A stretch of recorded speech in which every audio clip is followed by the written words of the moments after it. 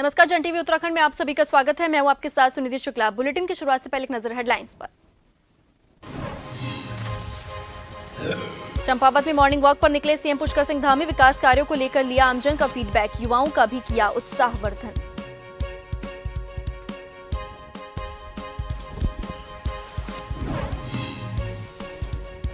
उत्तराखंड को मिला G20 की 3 बैठकों का जिम्मा। रामनगर में दुनिया के मुख्य वैज्ञानिक सलाहकार करेंगे मंथन। 75 अंतर्राष्ट्रीय और 25 भारतीय प्रतिनिधि होंगे शामिल।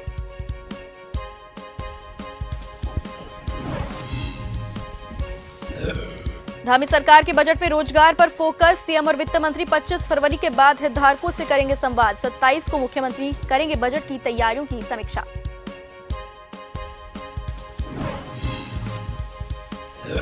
स्वास्थ्य मंत्री धन सिंह रावत का हल्द्वानी दौरा। पत्रकारों के साथ किया स्वास्थ्य संवाद कार्यक्रम। विभाग द्वारा चल रही योजनाओं की दी जानकारी। अस्पतालों में डॉक्टर्स की कमी होगी दूर।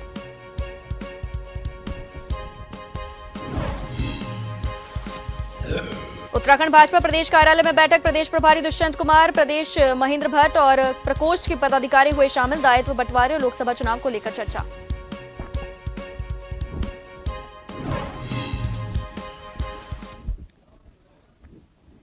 अपने चंपावत भ्रमण के दौरान मुख्यमंत्री पुष्कर सिंह धामी मॉर्निंग वॉक पर निकले और इस दौरान उन्होंने क्षेत्र के लोगों से बातचीत करते हुए न केवल विकास कार्यों का फीडबैक लिया बल्कि आमजन की समस्याओं को भी जाना। सीएम धामी अपने जिला भ्रमण के दौरान प्रातःकालीन सैर पर अवश्य जाते हैं। इससे पहले भी वो रुद्रप्रयाग, पौड़ी, देहरादून आदि जगहों पर अक्सर ऐसा करते हुए दिखाई दिए। ऐसा करने के पीछे उनका मकसद यही है कि वे बगैर किसी तामझाम के बीच आमजन की वास्तविक समस्याओं को जाने और विकास कार्यों पर भी फीडबैक ले। धामी सर्किट हाउस से निकलते हुए ब्लॉक रोड स्थित नित्यानंद जोशी की चाय की दुकान पर पहुंचे और सबसे पहले सूर्य नमस्कार किया। फिर चाय की चुस्की के साथ नित्यानंद जोशी और अन्य लोगों से बात करते हुए उनका हालचाल जाना। इस दौरान उन्होंने सरकारी योजनाओं, कार्यक्रमों और विकास कार्यों पर चर्चा की। इसी दौरान वहां मौजूद मासूम रियांश से भी उन्होंने वार्ता की और अपना आशीर्वाद दिया। गौरलचैड मैदान पहुंचकर मुख्यमंत्री ने वहां विभिन्न खेल प्रतियोगिताओं की प्रैक्टिस कर रहे युवाओं से बातें की और उनका उत्साहवर्धन करते हुए उज्जवल भविष्य की कामना की।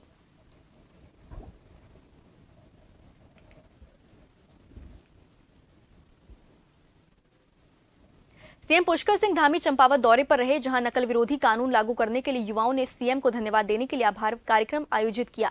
इस दौरान युवाओं ने सीएम धामी का आभार प्रकट किया। सीएम धामी ने भी युवाओं को नकल माफियाओं के खिलाफ सख्त से सख्त कार्रवाई करने का आश्वासन दिया। इस दौरान सीएम धामी के साथ ही कई गणमान्य लोग मौजूद रहे।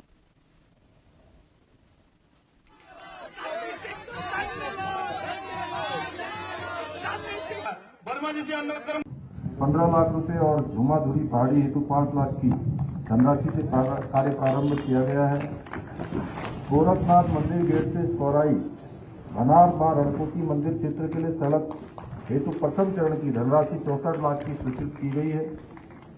सल्ली से मंच तक मार्ग का प्रथम चरण 5 किलोमीटर का कार्य, जिसके लिए 95 लाख रुपए की धनराशि स्वीकृत की जाएगी जल्दी। चंपावत के अंतर्गत पर्यटन आवास गृह के उच्चीकरण के लिए 158 लाख रुपए की धनराशि स्वीकृत की गई है। महाराष्ट्र के पूर्व राज्यपाल भगत सिंह कोश्यारी के राज्यपाल पद और भारतीय जनता पार्टी की सदस्यता से इस्तीफा देने के बाद कई तरह के कयास लगाए जा रहे थे, जिन पर विराम लगाते हुए भगत सिंह कोश्यारी ने मीडिया कर्मियों के सामने खुलकर अपनी बात रखी।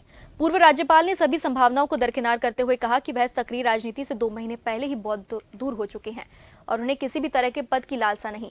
उन्होंने यह भी कहा कि भारतीय जनता पार्टी ने उन्हें बहुत सम्मान दिया है।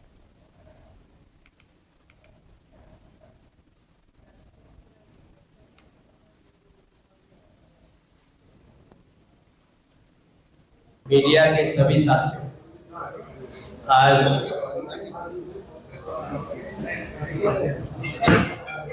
आप सबने राणा जी की आज्ञा थी कि मुझे प्रेस क्लब में आना चाहिए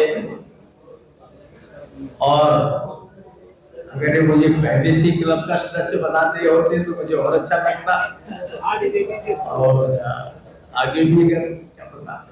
मैं अब ये जो सक्रिय राजनीति है उससे दूर हो गया, पहली बात। दूसरी बात, जिस भारतीय जनता पार्टी ने मुझे इतना सम्मान दिया है, इतने अवसर दिए हैं, तो दूसरे की बात तो सपने में कोई नहीं सोच सकता। उत्तराखंड बीजेपी ने लोकसभा चुनाव के लिए अभी से तैयारियां शुरू कर दी हैं। बीजेपी मुख्यालय देहरादून में बूथ सशक्तिकरण अभियान के तहत एक दिवसीय कार्यशाला का आयोजन किया जा रहा है। इस कार्यशाला में बीजेपी प्रदेश प्रभारी दुष्यंत कुमार गौतम, प्रदेश अध्यक्ष महेंद्र भट्ट समेत पार्टी के तमाम पदाधिकारी उपस्थित रहे। बैठक में संगठन की मजबूती के साथ ही बूथ को मजबूत करने समेत तमाम मुद्दों पर चर्चा की जा रही है। वहीं पत्रकारों से बातचीत में बीजेपी प्रदेश प्रभारी दुष्यंत कुमार गौतम ने कहा कि बीजेपी चुनाव के लिए पूरी तरह से तैयार है। इसके साथ ही उन्होंने बताया कि प्रदेश अध्यक्ष महेंद्र भट्ट के साथ दायित्व बंटवारे पर भी चर्चा की गई है। जल्द दायित्व बंटवारा होने की उम्मीद है। वहीं प्रदेश प्रभारी ने साफ किया कि भीतरघात करने वालों को पार्टी कोई जिम्मेदारी नहीं देगी।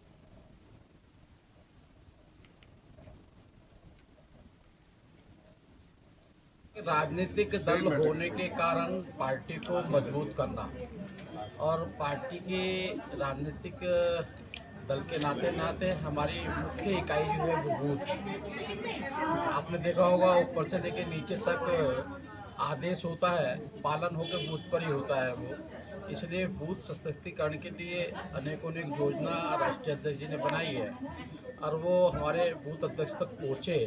इसकी सारी व्यवस्था की लगातार बैठकें चलती रहती है। ऐसी आज एक बैठक ये लोकतंत्र है, कोई किसी को लिस्ट नहीं देता, मिलकर बैठकर लिस्ट बनाई जाती है। बूथ प्रबंधन की हमारी बैठक है और हमारे प्रदेश के प्रभारी आए हुए हमारे नेतृत्व आया हुआ है।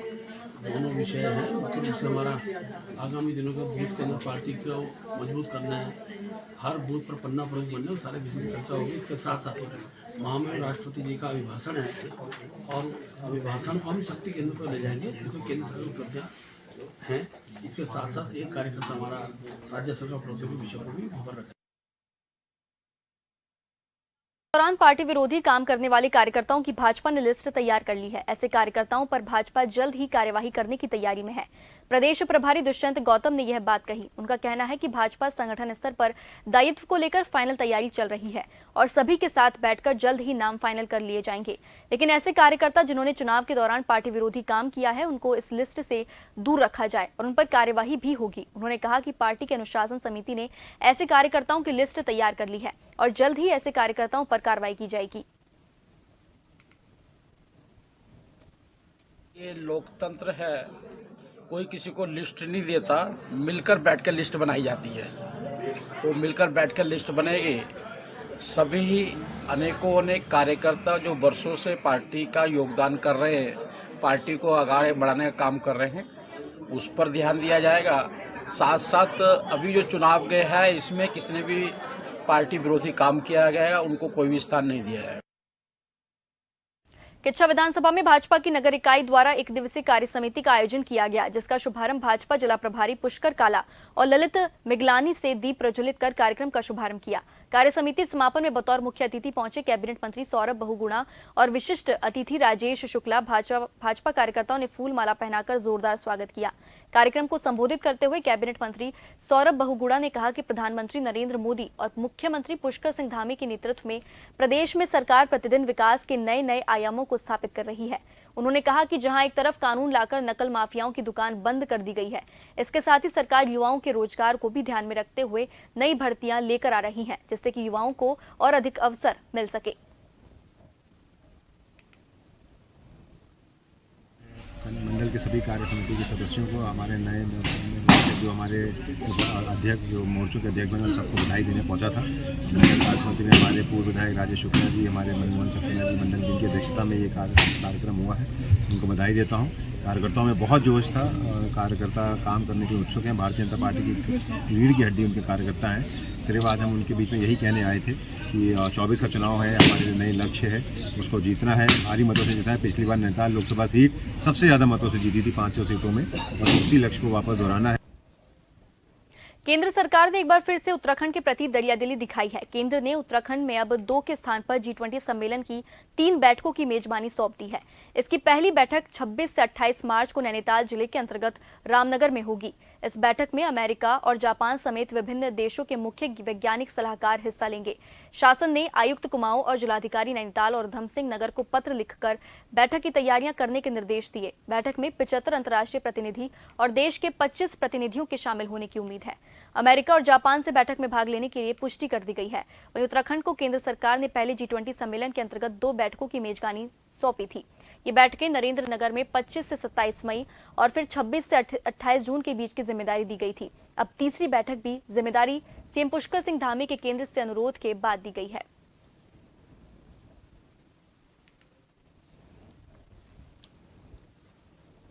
उत्तराखंड के स्वास्थ्य मंत्री धन सिंह रावत ने हल्द्वानी में पत्रकारों के साथ स्वास्थ्य संवाद कार्यक्रम किया, जिसमें स्वास्थ्य विभाग द्वारा चलाई जा रही योजनाओं की बारीकी से जानकारी दी। इसके साथ ही मंत्री रावत ने पत्रकारों से स्वास्थ्य विभाग की व्यवस्थाओं को और बेहतर करने के लिए सुझाव भी मांगे। इस दौरान हल्द्वानी मेडिकल कॉलेज के प्राचार्य और सीएमओ ने भी स्वास्थ्य संबंधित विभिन्न समस्याओं के समाधान की जानकारी दी। स्वास्थ्य मंत्री रावत ने मीडिया से बात करते हुए कहा कि जल्द ही पूरे प्रदेश में डॉक्टर्स की कमी को दूर किया जाएगा और सरकार जल्द ही पूरे प्रदेश में स्वास्थ्य जांच के पर्चों का भी एक ही रेट करने जा रही है। इसके अलावा रोगी कल्याण समिति का भी गठन किया जा रहा है। इसमें विधायक की अध्यक्षता में हर क्षेत्रों में 2 महीनों में से एक बैठक का आयोजन होगा, जिससे आने वाले समय में स्वास्थ्य विभाग के अंदर सभी कमियां दूर होंगी।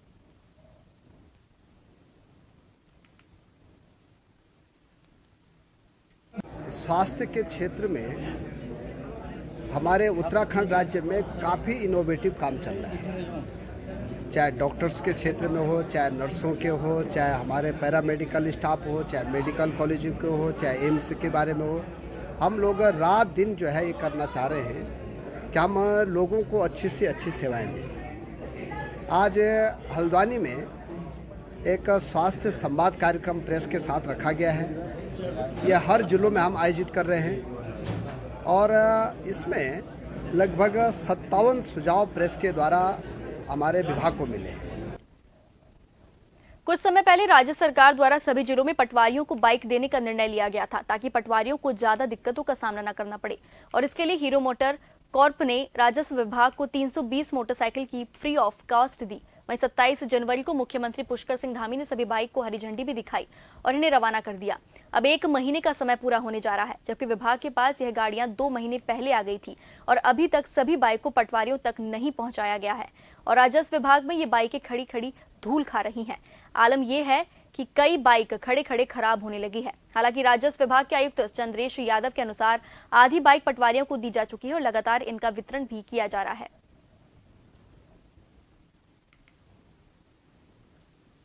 राज्य में 13 जिलों में 11 जनपद हमारे पर्वतीय जनपद हैं, जिन जनपदों में इन बाइक्स को डिस्ट्रीब्यूट किया जा रहा है। चूँकि एक जनपद से एक साथ ही सारे पटवारी आके नहीं ले जा सकते, तो उनका एक रोस्टर बनाया गया है जनपदवार, जिसमें 2-2, 4-4 गाड़ियां करके ऑन डेली बेसिस पर संबंधित पटवारी जिनको कि आवंटित किया गया है वो आते हैं और अपनी बाइक्स ले जा रहे हैं। करीब 320 वाहन हमें मोटरसाइकिल वाहन उपलब्ध कराए गए थे, जिसमें से आधे से ज़्यादा अब तक डिस्ट्रीब्यूट किए जा चुके हैं। शेष का रजिस्ट्रेशन और डिस्ट्रीब्यूशन प्रक्रिया कंटिन्यू है। एक छोटे से ब्रेक का जल्द लौटेंगे, बने रहिए जन टीवी के साथ।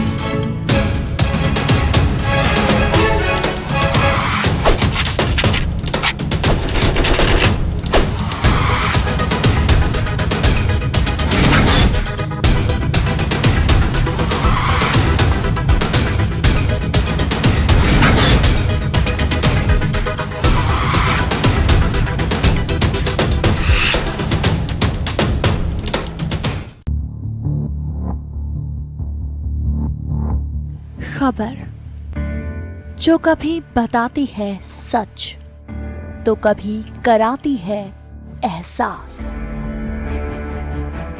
खबर जो है कुछ खास, खबर ही तो है जो कभी बनती है राजनीति से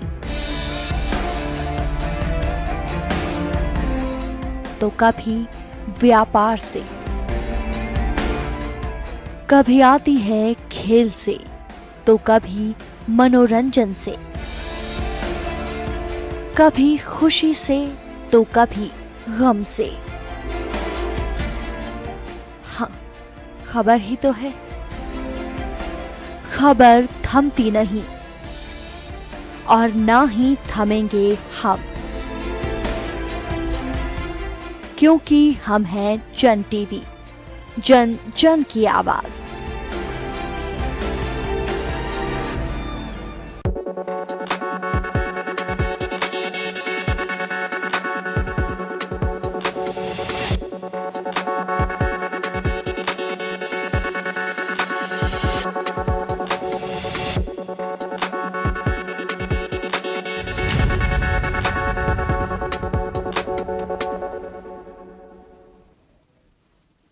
ब्रेक के बाद आप सभी का फिर से स्वागत है। रुड़की के सिविल लाइन कोतवाली क्षेत्र में पंचायती धर्मशाला के पास पटाखे के एक गोदाम में धमाके के बाद आग लग गई थी। आग इतनी भयंकर थी कि 4 युवकों की जलकर मौत हो गई थी, जबकि 3 युवक घायल हो गए थे।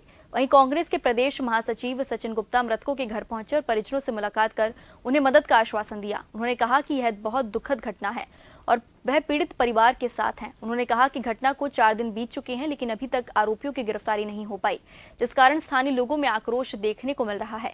वहीं घटना में मृतकों के परिजनों ने शासन प्रशासन से इंसाफ की गुहार लगाते हुए जल्द से जल्द आरोपियों की गिरफ्तारी की मांग की है और उन्हें सख्त से सख्त सजा देने की भी मांग की गई है।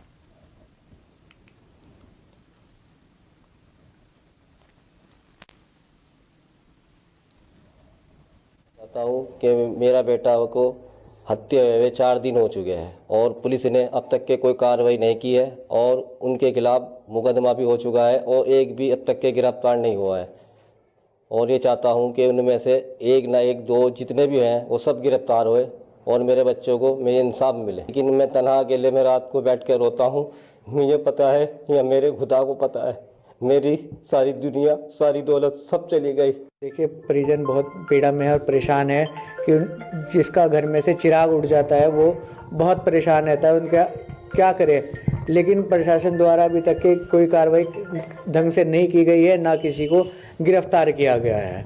हमारी और सबकी पड़ोस वालों की सबकी यही डिमांड है कि उन्हें जल्द से जल्द प्रशासन कार्रवाई करे और उनको गिरफ्तार करे और उन्हें कड़ी से कड़ी सजा दे। यहाँ सभी जनप्रतिनिधि आ रहे हैं, सब आश्वासन दे के जा रहे हैं, हम सहयोग करेंगे। अभी सचिन गुप्ता जी भी आए थे, सब आए हैं, लेकिन अभी तक के कोई कार्रवाई नहीं हो पा रही है। एसआईटी उत्तराखंड लोक सेवा आयोग में जेईई भर्ती परीक्षा प्रकरण में कनखल थाने में दर्ज मुकदमे की जांच कर रही एसआईटी को इस मामले में बड़ी सफलता हाथ लगी है।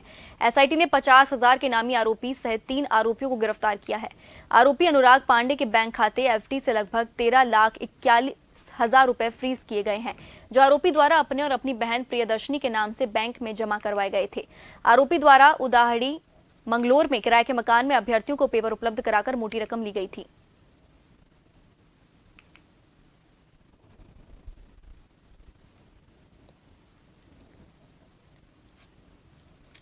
में जो मुकदमा दर्ज हुआ था, इसके बाद इसमें 6 लोग की पूर्व में गिरफ्तारी हुई थी।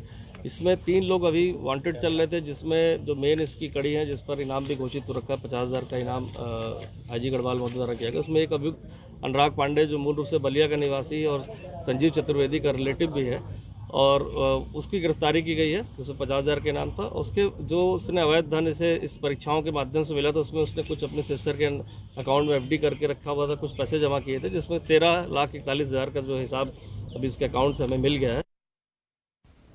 उत्तराखंड के डोईवाला के बनियावाला में वार्ड नंबर 5 के घर के किचन में भीषण आग लग गई। देखते ही देखते पूरे घर में आग फैल गई।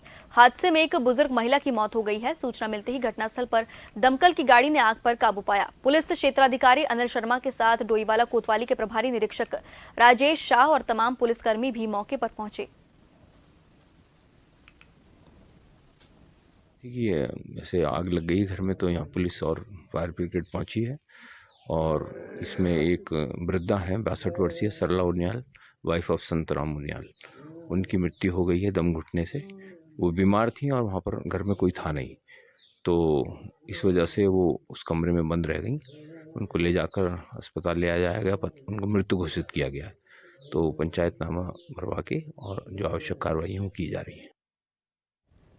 केदारनाथ धाम के कपाट 25 अप्रैल 2023 को श्रद्धालुओं के दर्शनार्थ खोल दिए जाएंगे। केदारनाथ यात्रा के सफल संचालन के लिए संबंधित विभागों द्वारा की जाने वाली तैयारियों और व्यवस्थाओं को मार्च माह के अंत तक पूर्ण करने के निर्देश जिलाधिकारी मयूर दीक्षित द्वारा संबंधित अधिकारियों को दिए गए हैं, ताकि केदारनाथ धाम में दर्शन करने आने वाले श्रद्धालुओं को किसी प्रकार की कोई समस्या न हो।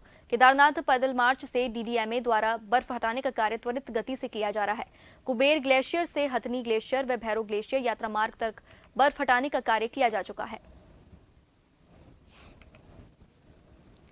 जोशीमठ के बड़ा गांव से 3 किलोमीटर की दूरी पर धौलीगंगा के समीप 2 ऐसे छोटे छोटे गांव मौजूद हैं, जिन गांव के नाम चरमी गांव है। आपको बता दें कि चरमी गांव धौलीगंगा के समीप बसा हुआ है और इन गांव तक जाने के लिए वाहन से नहीं बल्कि 3 किलोमीटर खड़ी चढ़ाई पार करनी होती है। आपको बता दें कि यहाँ के स्थानीय ग्रामीणों का कहना है कि उन्होंने अपने गांव की समस्याओं को लेकर कई बार शासन और प्रशासन को अवगत करवा दिया है, लेकिन आज तक कुछ भी कार्यवाही नहीं की गई। वहीं स्थानीय लोगों का कहना है कि गाँव में यदि कोई बीमार हो जाता है तो उस समय ग्रामीणों को भारी दिक्कतों का सामना करना पड़ता है। ग्रामीणों का यह कहना है कि वह लोग अपने बीमार व्यक्तियों को दंडी कंडी के सहारे मुख्य सड़क तक पहुंचाते हैं।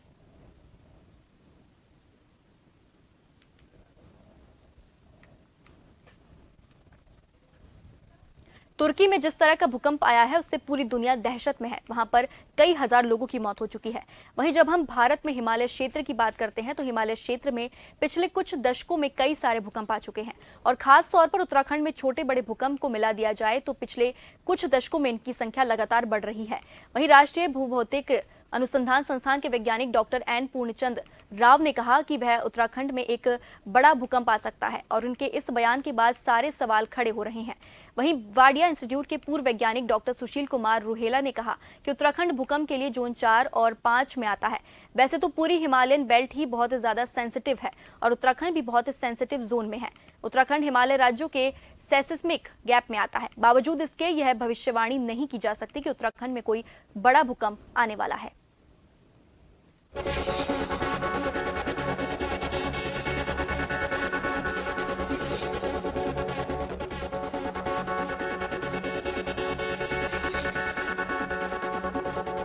जोशीमठ में आई आपदा के बाद लगातार जो एक बड़ा सवाल खड़ा हो रहा है वो है कि अगर ऐसी स्थिति किसी और क्षेत्र में पैदा होती है तो क्या हम उसके लिए तैयार हैं? उसके साथ ही तुर्की में आए भूकंप को लेकर भी दुनिया दहशत में है। एक और सवाल जो खड़ा हो रहा है वो ये है कि अगर जोशीमठ या फिर उत्तराखंड के किसी और क्षेत्र में कभी कोई बड़ा भूकंप आ जाए तो क्या होगा?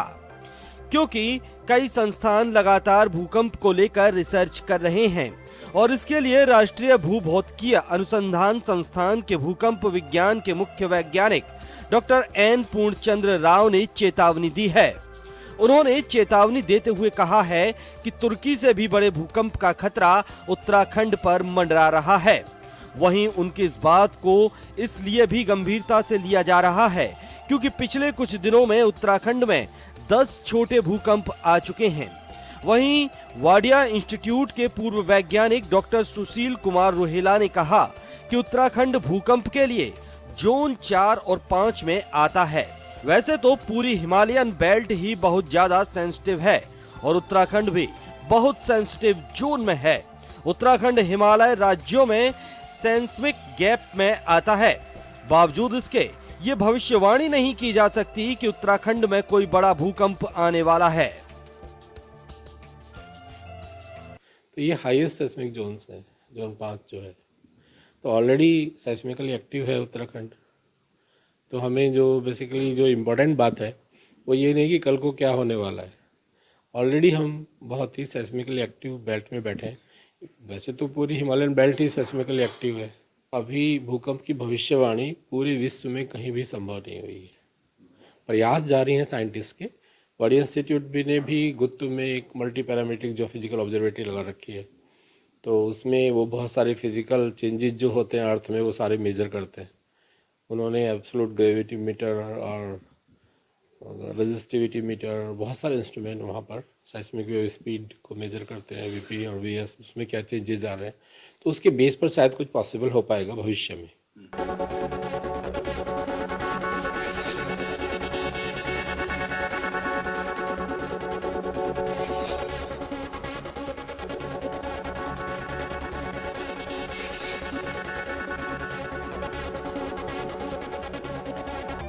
पिछले कुछ समय में उत्तराखंड में लगातार भूकंप आ रहे हैं और इन भूकंपों का केंद्र उत्तराखंड के अलग अलग स्थान रहते हैं। वहीं जिस तरह का भूकंप 1991 में उत्तराखंड में आया, वैसा भूकंप दोबारा नहीं आएगा। इस बात की पुष्टि तो कोई नहीं कर सकता, लेकिन इतना जरूर है कि भूकंप जैसी स्थिति से किस तरह से निपटा जाए, इसको लेकर तैयारियां कुछ हद तक की जा सकती हैं।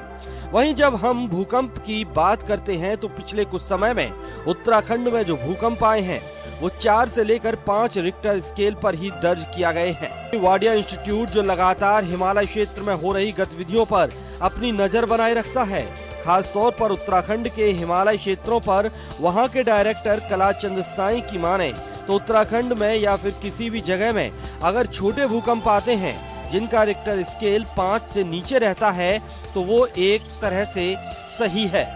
थोड़ा सा लाइट, थोड़ा सा मॉडरेट, थोड़ा सा स्ट्रॉन्ग, जिसको हम लाइट बोल रहे हैं, वो 4 to 5, 5 to 6 वो है आपके मॉडरेट, 6 to 7 वो स्ट्रॉन्ग। इस तरह का आपको जब आ जाता है तो बहुत एनर्जी जो एक्युमुलेटेड हो रहा है वो निकाल के बाहर आ जाता है। जो बड़ा अर्थ को एक 7 मैग्नीट्यूड हम मेजर बोल रहे हैं, 8 मैग्नीट्यूड ग्रेड बोल रहे हैं, वो डिले होता है। अच्छा। अभी उसके लिए और टाइम चाहिए।